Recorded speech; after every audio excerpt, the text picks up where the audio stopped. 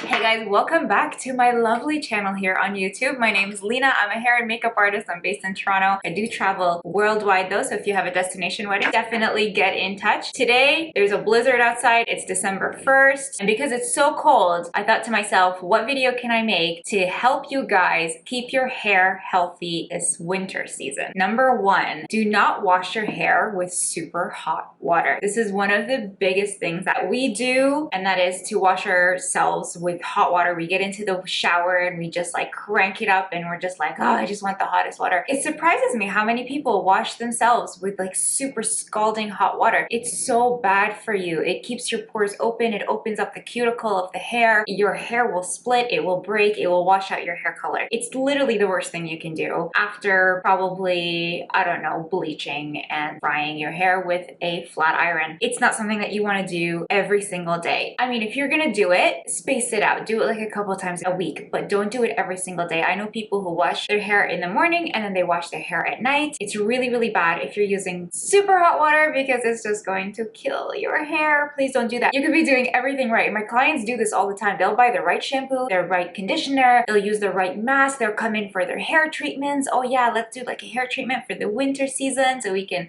have the healthiest hair ever. And then they go home and they wash their hair with super, super hot scalding water and it just ruins the hair and their hair ends up breaking, and we could never really figure out what was happening until they tell me that they have been using hot water. So that is number one. That's the biggest culprit, the biggest culprit this winter, hot water. Stay away from it. Number two, using your hairdryer without a nozzle. So obviously in the winter we come out of the shower and we blow dry our hair. Everybody does it. Nobody ever lets their hair air dry in the winter. It's just not, it's unheard of. We do that in the summer, maybe in the spring. We want to keep our hair nice and like free flowing. We want to use a wave product to let it sit. But anyway, enough about summer. In the winter, we're blow drying our hair and a lot of us take off the nozzle thinking that it's completely unnecessary. It is totally necessary. Please don't take off the nozzle off of your hair dryer. If your hair dryer is a cheaper brand, what happens is the air quality from that cheaper brand is not going to help your hair, especially if you're using a blow dryer that is super old, that you've had for like 10 plus years and you're like, oh, I don't know what this is.